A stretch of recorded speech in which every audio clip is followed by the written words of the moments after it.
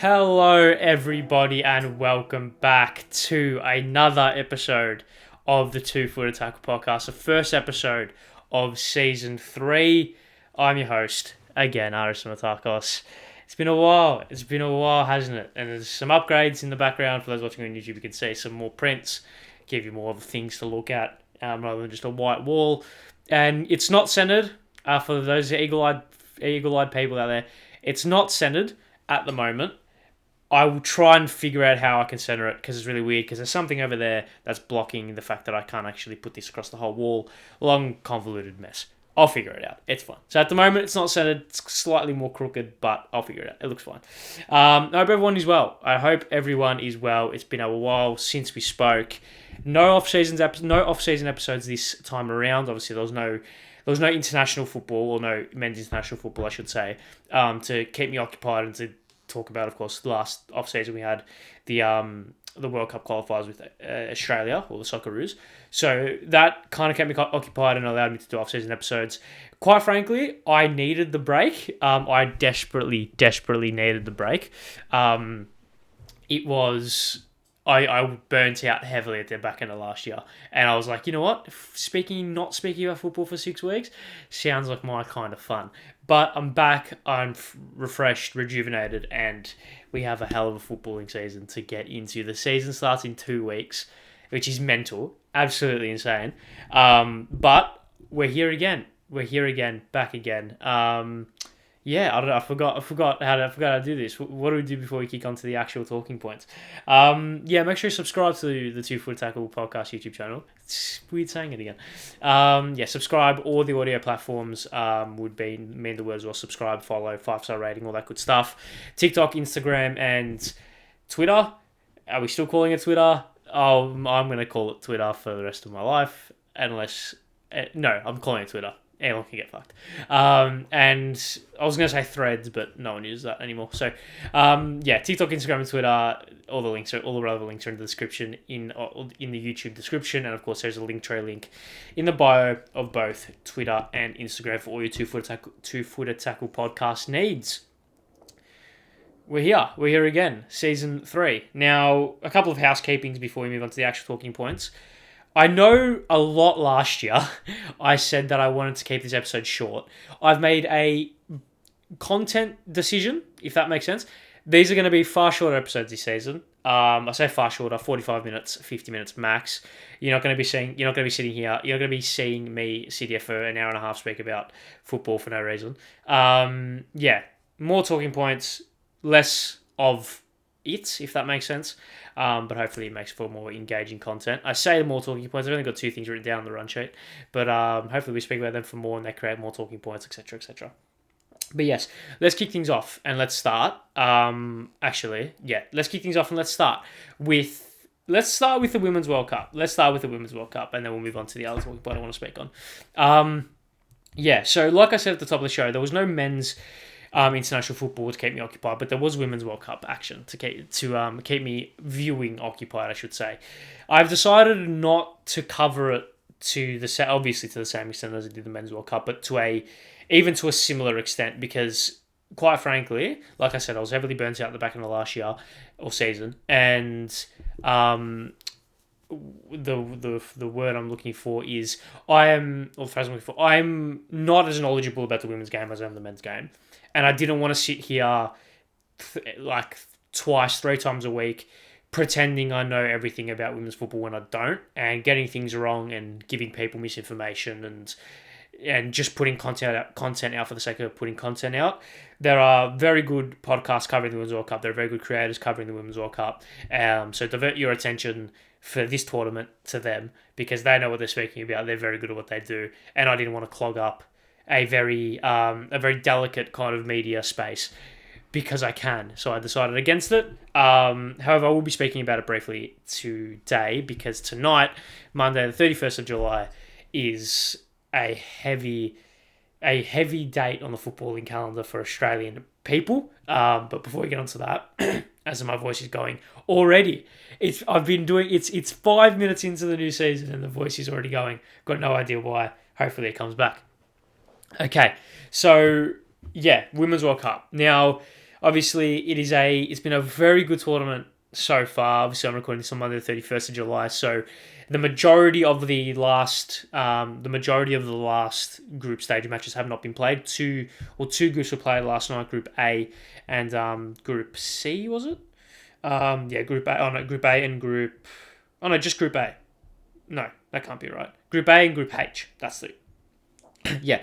So Group A. Oh no, just Group A. Group H still has a tie to play. Okay, there you go. I was wondering why they didn't start at the same time. So yeah, Group A has already played and already been decided. It is Switzerland, Norway going through. New Zealand, unfortunately, missing out in third place on goal difference. And for the Philippines, obviously finishing bottom of that group.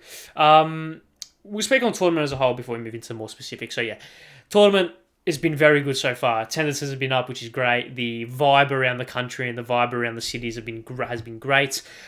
Just go to the complex around wherever a game is being held, and you'll see that the vibe around the joint is exceptional. Of course, the Matildas play tonight against Canada in a must-win. Australia, or the Matildas can go through if they lose, I think, or if they get a draw. If they get a point, I think they can get through. We need a point. So the Matildas need a point at a minimum, and then depending on other circumstances, they could go through. A win secures qualification for the Matildas. So hopefully they can do that. But I was really interested to see the reception, or not reception per se, the atmosphere around having a Women's World Cup in Australia, because it is the biggest sporting event that has been hosted in this country since the Olympics. Arguably, people would say it's bigger. I think there's definitely an argument for that, and it's arguably more influential. Now, this tournament has the ability to change a lot about Australian football, and we've already seen it, right? We've already seen it. Like, the attendance figures have been there, especially in Australia, right? I know New Zealand's a different story, but if we're looking at specifically Australia, the attendances have been there. You're getting 40,000, 35,000 to neutral games at the likes of Suncorp and Melbourne Rectangular Stadium and other stadiums like this, right? You are getting elite attendance figures for neutral games. And I think this was probably one of the question marks surrounding the tournament, maybe, is that how are people going to... Or are people going to turn up to neutral games? That was the whole question mark, because of Australia's touchy relationship with football and the kind of skewed nature of it, in terms of a lot of people have differing opinions about this sport. But the attendances have been there. You cannot deny that the attendances have not been there. And I think this goes to show that the appetite for football in this country is so there. Like it's there. People want to watch the game. People want to go and watch football. For whatever reason, the international and the World Cup nature of people going to games doesn't translate to the local game. Obviously, the quality is different from a World Cup to an A-League or to an A-League Women's, obviously. But it's still football, and it's still your local game. And when we look at what the Socceroos did, and how a lot of those people came from the A-League. A lot of the Matildas have come from the A-League, or have at least played in the A-League. Of course, Sam Kerr has played in the A-League before. Like, Kai Cooney-Cross was an exceptional talent for Melbourne Victory, right? Before moving quite recently. So there's two names who, obviously Kerr being, if Kerr wasn't injured, she'd be a mainstay, but we'll touch on that a little bit later. Obviously, like, mainstays within this Matilda squad have been playing W League and then the A-League Women's very recently, right? So it's not like the Women's World Cup is so far and beyond different in terms of quality to the women's game that we have here. It goes to show that the appetite is there. Like, the appetite for the appetite for both women's football and football in general is so unbelievably obvious when you look at the attendance figures. Like I said, 45,000 at neutral games in Brisbane, in Melbourne, in Sydney, stadiums being packed out. The vibes around the stadiums when games are on are immaculate. The football on the pitch is really, really good. Like, the quality is exceptional. Some of the goals we've seen already this tournament has been outstanding. Lauren James scored a fantastic goal over the last couple of days. So like the nucleus is there, if that makes sense. The seed is here. We just need to be able to spread it everywhere. And we just need to be able to use this tournament as a catalyst for people who aren't that invested in the local game, aren't that invested in the A-League and A-League women's competitions, to get invested because of what they're seeing in this tournament, because of what the Socceroos did not that long ago. And hopefully, this is being recorded before the game against Canada, hopefully what the Matildas can do this tournament, because they have the ability to capture the hearts of the nation. Both teams, the Socceroos did it, the Matildas are very close to, and this Matilda squad is very likable. I don't know if that's a consensus, but for me anyway, this Matilda squad is very likable. Obviously, Sam Kerr being top 3, top 5 best players in the world. Obviously, the likes of Caitlin Ford and obviously Steph Catley, and these players who are just so just you really want them to succeed. Ali Carpenter, players like this, right? You really want them to succeed. Obviously, we all know the kind of. I think this is a good segue. Good segue. Let's speak about the Matildas. Speak about the tournament enough. Let's speak about the actual Matildas. We all want, obviously, yeah, okay, that's enough for the tournament. Let's speak on the actual Matildas now. Where do we go with the Matildas? Now, obviously, this is being recorded before the Canada game. So everyone watching and listening will know the fate of the Matildas. So it's pretty tricky to speak about it. It is tricky to speak about it. I think if we go back into the first group game, even if we go previous to that, obviously there's been a lot of kind of speculation and talk about the overall kind of group, the vibes around the Matildas. Obviously, the Olympics most recently was okay without being out of this world good, as I dropped my pen, so bear with me. This is great content. The most recent Olympics was okay without being exceptional. We had some pretty good performances. Obviously, the 4-3 win over the UK was pretty good. I think it was 4-3 anyway. Obviously, Mary Fowler, that's when she kind of announced herself on the world stage, in a sense.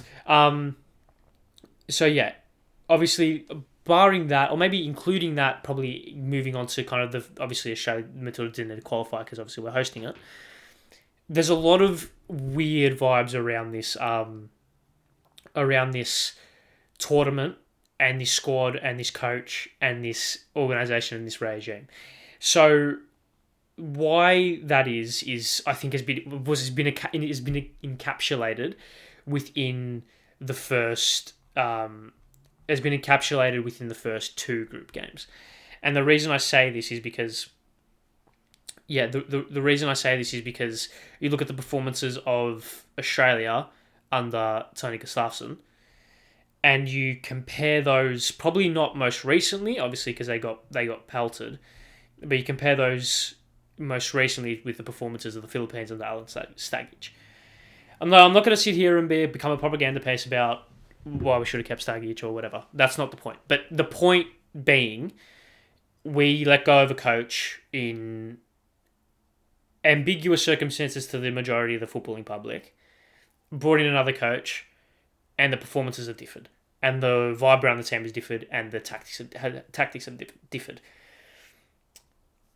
Only scoring 3 goals in 2 games in the tournament is not good enough. Full stop. And when we look at the first group game, against Ireland, we went into that game expecting a good performance, right? Expecting a good performance and a performance that would stamp our authority on the competition, right? On the tournament, I should say. And obviously, with Kerr being that late out, or I wouldn't say late out, or maybe it was a late out, but like Kerr being not available in weird circumstances, hopefully now if Calf's fine, obviously changes the dynamic, right? It obviously changes the dynamic. Do I think it's changed it enough for to justify in a way the performance that we showed against the Republic of Ireland? I don't think so. The performance was dominant, right? That's undeniable. The performance was dominant. The Matildas were the better team. However, They weren't the better team in what a lot of people thought they would be. It was very, very much a waiting and waiting and waiting for something to happen rather than forcing something to happen and forcing the issue because of talent and tactics, etc., etc. I didn't struggle to watch that game. It was frustrating to watch, as was the game against Nigeria, which we'll touch on. But I think what the Matildas were able to do, what the Matildas were able to do in that game is just win. Very importantly, to win your opening group game. Yeah, it was a penalty that was kind of... Was it dodgy? I can't actually remember what the penalty was for. But the penalty was given regardless, and Steph Curry put it away quite convincingly. And barring that, Australia didn't really create any meaningful chances, but in the same vein, didn't really concede any meaningful chances either. So it doesn't really... So when you look at that performance in isolation, not a good performance, but when you look at it in the context of the competition and the tournament, win, opening group game, win, get the 3 points, lock them away, and we move. Great, sick. Especially considering Sam Kerr laid out, or at least, once again, laid out to the public, I'm assuming the camp knew well in advance. But with Sam Kerr being out on as big a short notice as what it's going to be throughout the rest of the competition, if that makes sense, being able to just win that group game and then being able to reset without Kerr for the remaining group games, tick. Performance wasn't great, but result, tick. Now let's move on to the game against Nigeria. Now, I think this game was really weird because you kind of went into this game thinking, okay, Fowler doesn't start, Van Egmond starts, okay, weird. Not Fowler. Chidiac starts, or doesn't start, I should say. Van Egmond starts, Fowler being an out with concussion. One of two players out with concussion in separate instances, which is weird. Sorry, Chidiac not starting, Van Egmond starting ahead of her. No Fowler, no Kerr, among other players. And it's one of those things where it's like, okay, what do we do now? Because the squad is quite depleted from what it is in terms of the main teams, like the main players. And it was interesting to see what Gustafsson was going to do.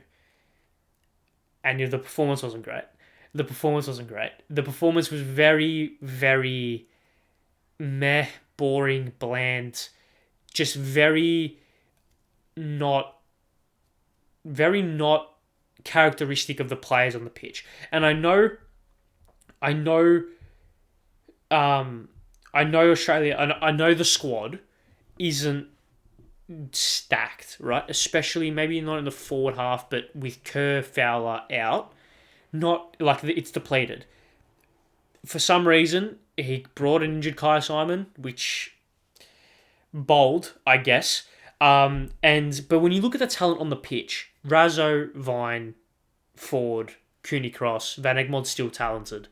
The talent on the pitch, especially in that front half, is so much better than what the tactics show that they were, if that makes sense. Like the tactical dissonance between the players on the pitch, despite the depletion and despite the players that we had out, and the tactics that were implemented is so drastic to me. Like, Caitlin Ford can play football. Courtney Vine can play football. Like, these are very, very talented footballers, and they're being instructed to play in such a boring, methodical, direct, rigid style of football, which doesn't suit them, in my opinion, right? And I know I'm speaking on the Nigeria game, which will probably come back to a point which, like, it's probably going to be null and void based on the result of the game against Canada. But that's why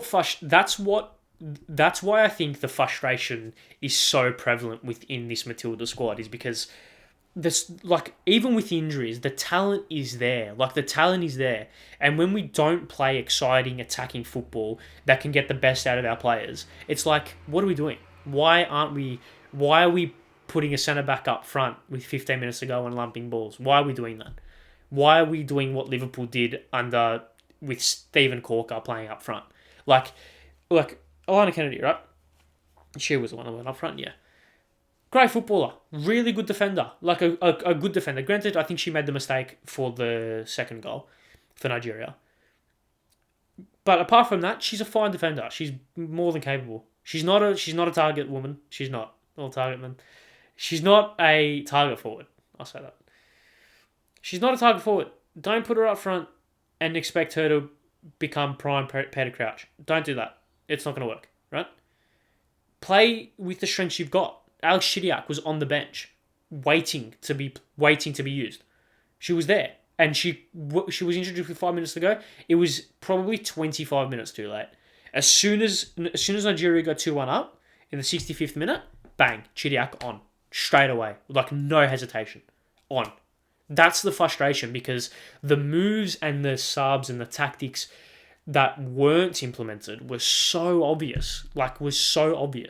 If you're not going to start Chidiac, okay, fine, but you're not even going to bring her on with ample time to give her a chance to make an impact. That's what frustrates us. That's what frustrates us, because we all know the talent that she possesses, right? It was a really frustrating game to watch. Because the Matildas are so much better than that. So much better than that. Like, it was an abhorrent performance. Whether it was tactically, I think 90% of the blame has gone to the manager, who's showed form for this, unfortunately. And I think 10% has gone to the players, because I feel like the likes of, like, I know, like, when Chidiac came on, she was very direct, especially from the right hand side. Was attacking, was able to cut inside on her left, spray those diagonal balls quite well, and was really direct with her movement and with her runs and stuff, which was very helpful, something that we lacked for the majority of the game. But even still, if you're Caitlin Ford, if you're Hayley Raso, and you can see the game is slipping away from you, Nigeria have just gone 3-1 up, you grab the game by the collar and you say, no, I'm not doing this long ball shit to a centre-back. I'm taking the ball and I'm running at defenders. I'm taking the ball and I'm skipping past defenders. I'm driving into the box. I'm causing havoc, causing chaos. Doing the same thing over and over again, lumping the same ball up to the same person over and over again, with it not working, that doesn't cause chaos. It's predictable, it's boring, it's shit. That is the root of the frustration. And now the equation is obviously what everyone has seen, right? That the equation is what has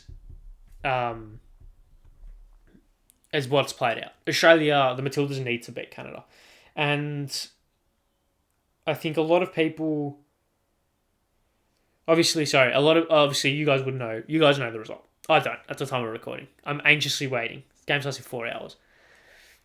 I don't know what's going to happen. I don't know where the curse starts.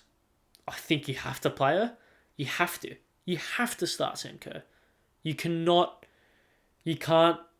not start her, in my opinion. She is one of very few players who can literally do anything.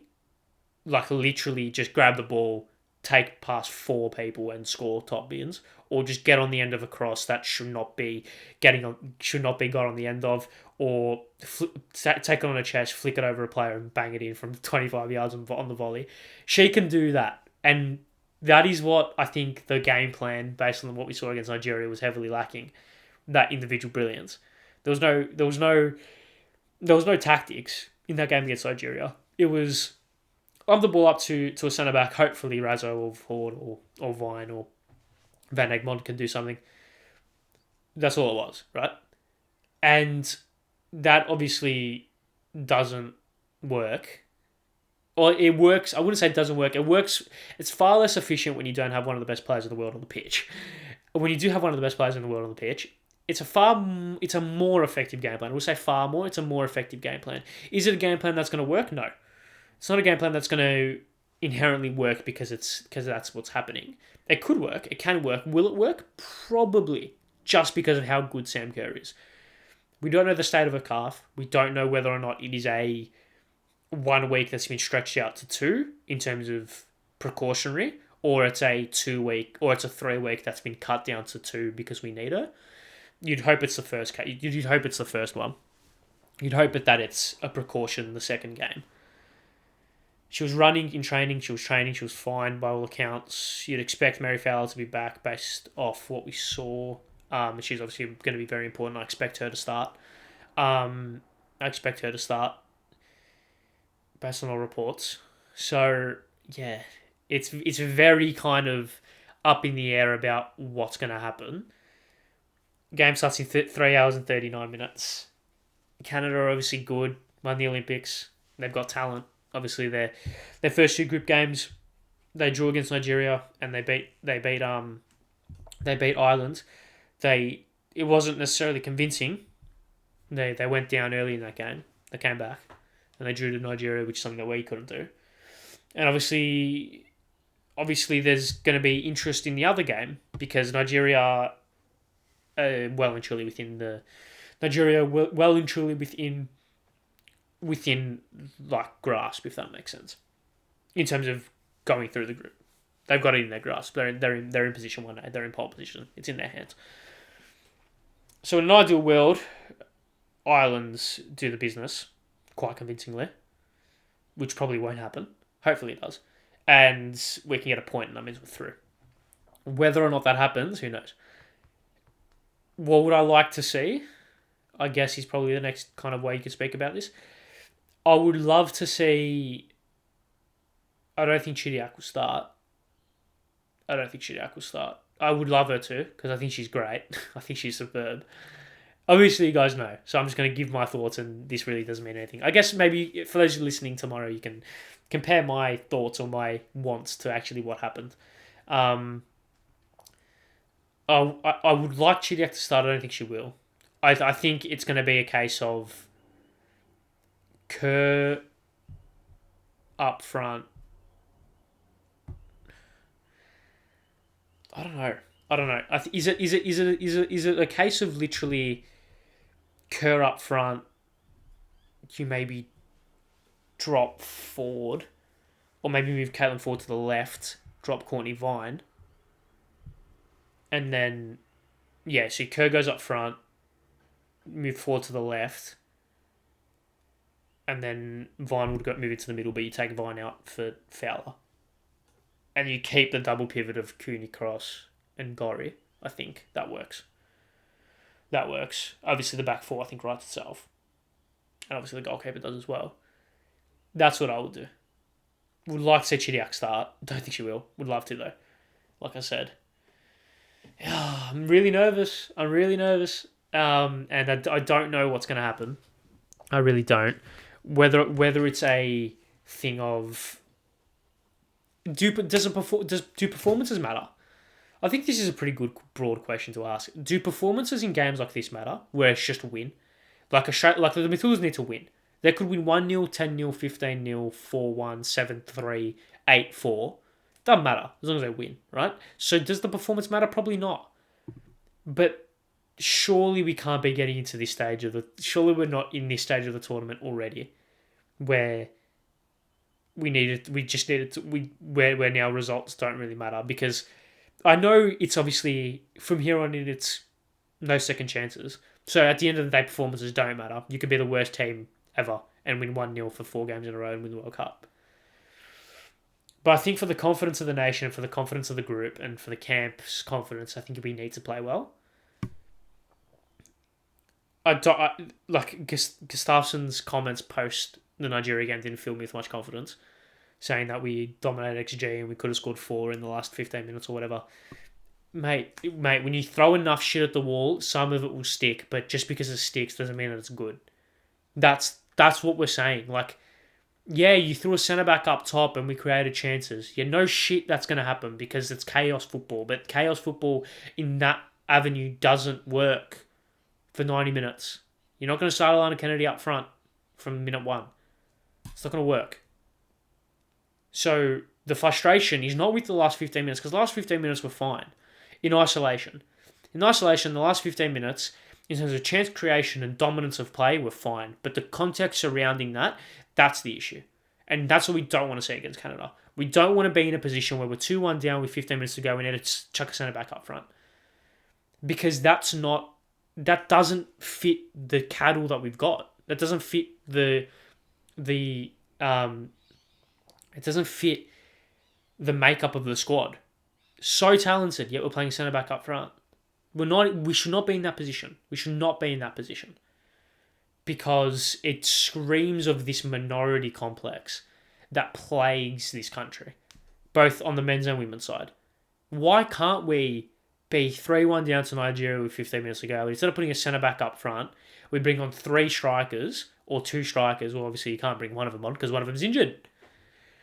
Anyways, we bring on 2 strikers and just go for it. And just go. Rather lose 4-1 than kind of bring the game back.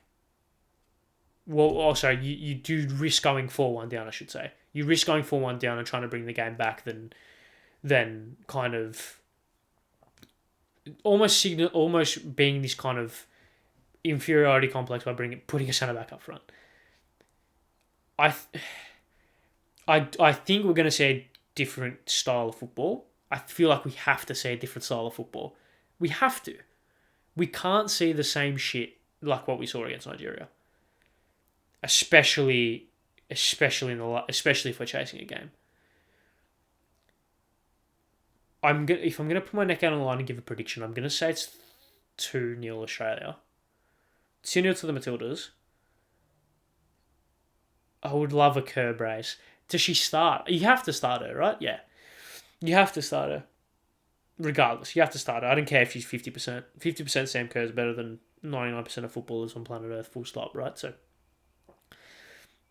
you start Sam Kerr, unless her leg is falling off, she starts. And I'm going to go with, I think Fowler starts. I'm going to go with Australia. Oh, I don't know. All right, the Matildas 2, Canada 0. Kerr scores early. Oh, if she scores early, the place would be bouncing. The place will be bouncing. Once again, this means nothing to everyone because everyone knows the result. But I'm going to go... No, I feel like we'll concede. I don't know. I have this sneaky feeling that we're going to concede. Australia 2, Canada 1. Kerr's going to put us in front early, first 15, 10 minutes. And then Amy Park is going to be fucking rocking.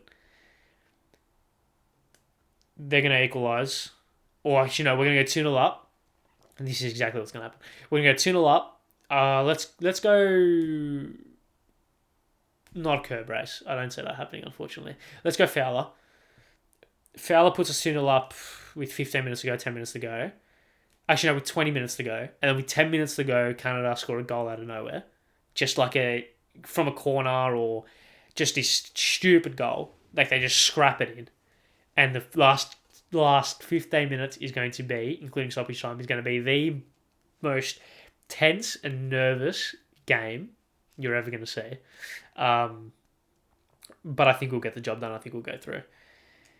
Shouldn't be in this position, should not be in this position. But we're here and we need to win. So come on the Matildas. Obviously, everyone watching knows the result. This is going to be interesting. But yeah, hopefully the girls can get the job done. Hopefully it can be a good kind of... Yeah, hopefully, just get the job done. Just get the job done, please. Please and thank you. Okay, I'm going to take a quick break, and then I'll be back speaking on some non-actual football actions and things happening, because I feel like we have to speak about it, because it's the biggest story surrounding the game right now. But yes, I'll be back. Bear with. All right. I'm back, returning. I say returning, literally means absolutely nothing for you guys, but for me, 5 minutes have elapsed since I last spoke. Needed to just, I don't know, chill for a bit, just relax, let go. Anyways, let's move on. We'll have that chat talking about the Women's World Cup, so that was very nice, but let's move on. And let's speak about non-footballing things for about 10 minutes, 15 minutes, and then we can finish things up. Oh, Saudi Arabia. Who would have thought I'd be sitting here speaking about how Saudi Arabia is, depending on who you ask, either destroying football as we know it, improving football as we know it, doing absolutely nothing to football as we know it, or doing anything, right? I don't even know where to start. I don't know where you start here. Obviously, Saudi Arabia has been on an absolute tear, right? Club after club after club are buying not only former really good players, not only retired players, semi-retired players, but elite, like top-level footballers like Alan Saint-Maximin, right, who are in their prime. It started with Ronaldo, which we all thought was the natural kind of not the natural progression, but the whole that's his big money move. He's proven himself as this man right here over my left shoulder has proven himself as top 3 footballers to ever play the game, top 5 footballers to ever play the game, whatever, and he's now done all he needed to do in Europe, done all he needed to do at the international level, probably barring winning a World Cup, but obviously fucking okay. And he's going to ride off, go to Saudi Arabia for 3 years, collect $7 billion, retire, and not be heard of ever again, right? And retires one of the best footballers ever do it. And then Benzema goes, and you're thinking, okay, that's a bit weird, considering Benzema won a Champions League and was a star player in the Champions League like 2 seasons ago, won a Ballon d'Or recently. Okay, that's weird. Then N'Golo Kante goes, and you're thinking, okay, interesting. Then Kalidou Koulibaly goes, and you're thinking, okay, interesting. And then Edouard Mendy goes, and you're thinking, right, okay. And then all of a sudden, every player and their dog is going to Saudi Arabia. I'm going to quickly get up a list. Probably should have this pre-planned, but that's poor podcasting for you. Players who have gone to Saudi Arabia. Let's see. Players who have gone to Saudi Arabia. Hopefully there's a list there is from 3 days ago. So you have, here we go. So you got, these are the players who have gone to Saudi Arabia, which is insane. Riyad Mahrez, Jordan Henderson, Malcolm, Roman Saiz, Alex Telles, Seko Fofana, Serge Milinkovic-Savic, Roberto Firmino, Marcelo Brozovic, Jota, Edouard Mendy, Karim Benzema, N'Golo Kante, Ruben Neves, Kalidou Koulibaly, Cristiano Ronaldo, and Anderson Talisca. You can add Jordan Henderson. Jordan Henderson is in that list. That's of 3 days ago. If there's more that's happened since, I don't know. Then apologies. But that list is fucking really good. Like they're like Riyad Mahrez, elite footballer right now. Jordan Henderson, probably not one of the best captains, especially in Europe. Malcolm, handy footballer. Roman Saiz has been pretty good for Wolves, right? Probably not the level of some other players, but there you go. Alex Telles on a free, probably okay. Seko Fofana is really good. Serge Milinkovic-Savic is really good. Roberto Firmino on a free after leaving Liverpool. Once again, similar situation to Ronaldo. He's done his kind of... Now he's doing his money work. He's done his pedigree and his prestigious work. Now moving to his money work. Brozovic, elite footballer. Jota from Celtic, elite footballer. Like a really good footballer. Really good. Edouard Mendy was one of the best goalkeepers in Europe a couple of seasons ago. Karim Benzema won a Ballon d'Or. N'Golo Kante was one of the best players in the Champions League 2 seasons ago. Ruben Neves, elite footballer. Kalidou Koulibaly has been an elite footballer, probably barring this year and maybe the back end of last year. Has been an elite footballer for about 5, 7, 6 years. Cristiano Ronaldo, obviously, and Anderson Talisca. We all know how good he is, right? Obviously, but he was already playing in China, so there you go. China? Yeah, it was. Yeah, it was China. Yeah, it was. Once again, it's depending on who you ask. Depending on who you ask, Saudi Arabia are either killing football as we know it, or are just doing what the Premier League has been doing for the last couple of years. I think what separates them both, in my opinion, is 2 things. Firstly, the fact that Saudi Arabia are buying football clubs and have the potential to manipulate the market based on the fact that they're buying football clubs, and then are also basically running a separate league, a competitors league. As well as that, I think there's a conflict of interest there that could create a lot of issues. And it's not just Saudi Arabia, because Chelsea are doing it right now with Strasbourg as well, right? So there's other instances of this happening, but I think the main issue around it is the fact that the amount of money is ridiculous. So that doesn't help it. So there's that, and there's also the moral thing, right? And there's also the moral thing, the morality around it. Obviously, when was it Al Ettifaq, that's the club. They signed Jordan Henderson when they obviously did his announcement video. They grayscaled out the rainbow armbands in the video. That in itself provides a very, I wouldn't say complex, but it provides a very heavy moral dilemma for a lot of footballers, and especially a lot of people who are quite ambivalent towards what's happening with Saudi Arabia and football right now, because it's not like the Premier League, who granted have morality issues of their own, but aren't A, as blatant, and B, as public and as strongly opposed to very much human rights, right? So there's obviously that.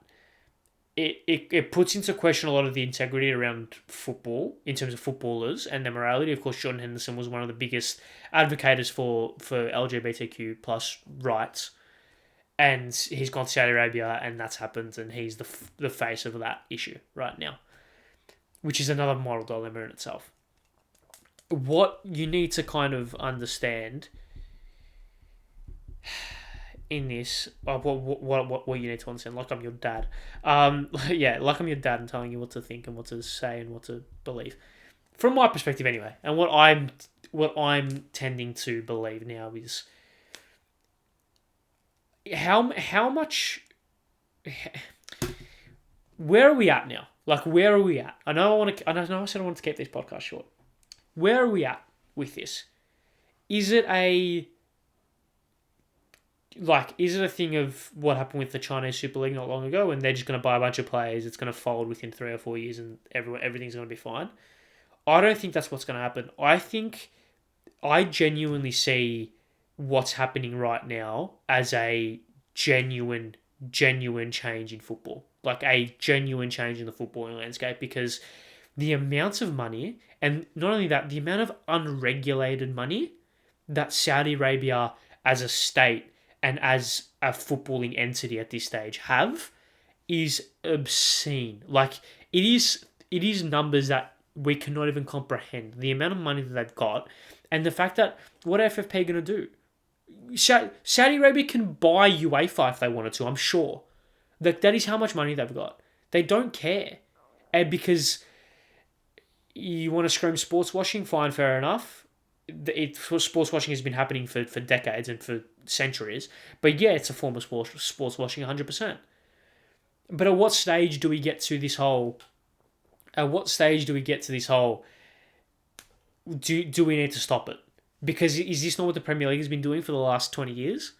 I guess you could say it's a bit different because they're under far more regulated kind of financial powers, and the popularity of the Premier League plays a part into how much money that's being brought into it, because it's the most popular league in the world. I don't know how many people watched the Saudi Arabian League last year. Nowhere near as many people as watched the Premier League. And obviously the broadcast rights have a big part to play in this as well, and obviously the amount of money is far more. You can compete far more with the amount of money that's being spent in the Premier League in comparison to the money that's being spent in Saudi Arabia, especially when it comes to wages.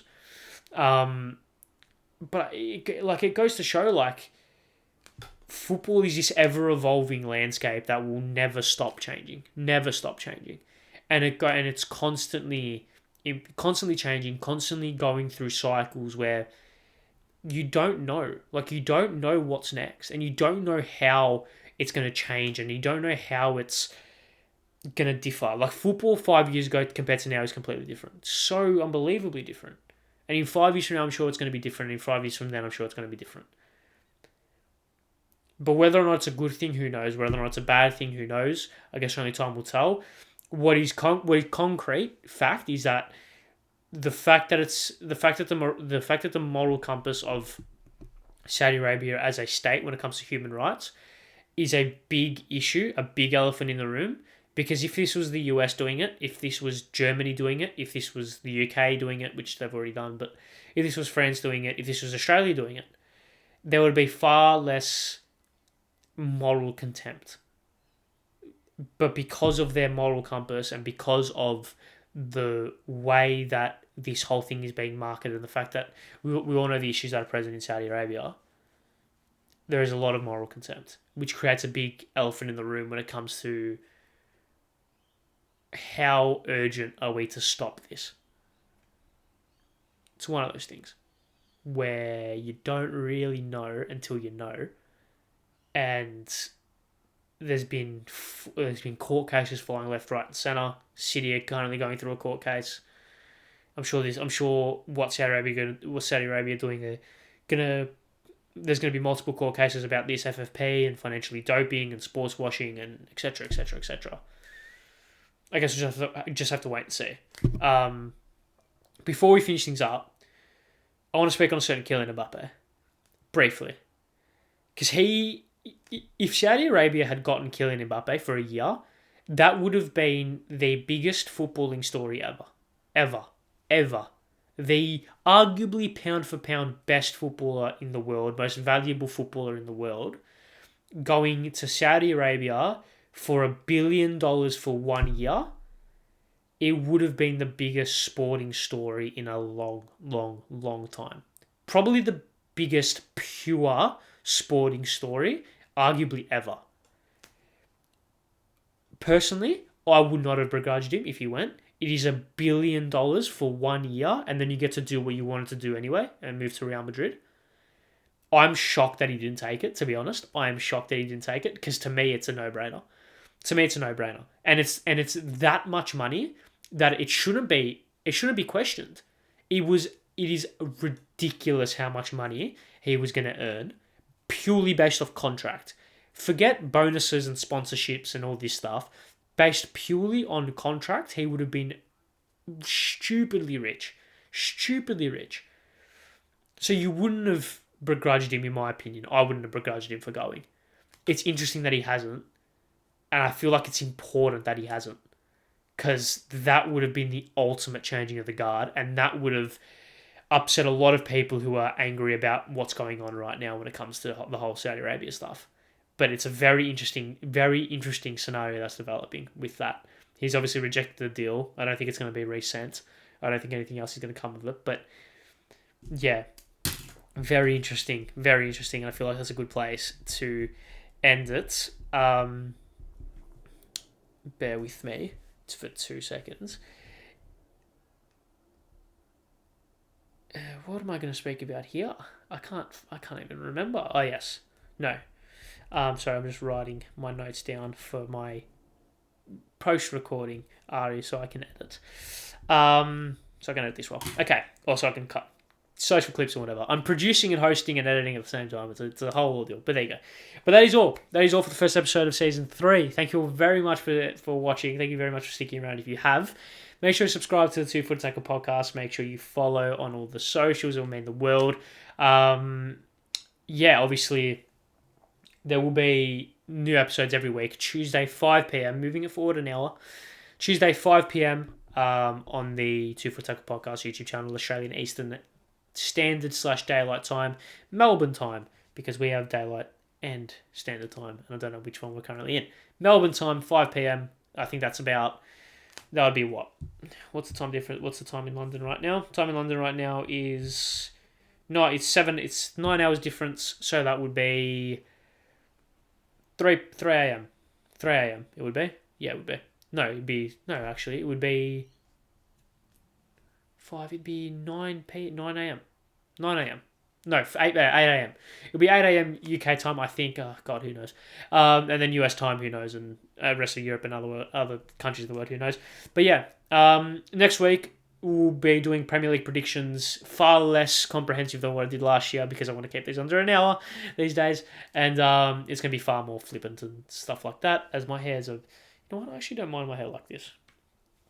I don't mind my hair like that. It looks scruffy, spiky, but I don't mind it. Anyways, I digress. Thank you very much for watching. Make sure you stick around, do all the socials and all that good stuff. Make sure you follow me on Twitter at r_y_stammer. Make sure you follow me on TikTok as well. I do TikToks these days, like proper TikToks. It's really cringe. It's really poxy, I know. And they're mostly about AFL and Aussie rules football. So if you're into that, follow me on TikTok and you can laugh about my poxy TikToks. But there you go. Thank you very much for sticking around. See you guys next week.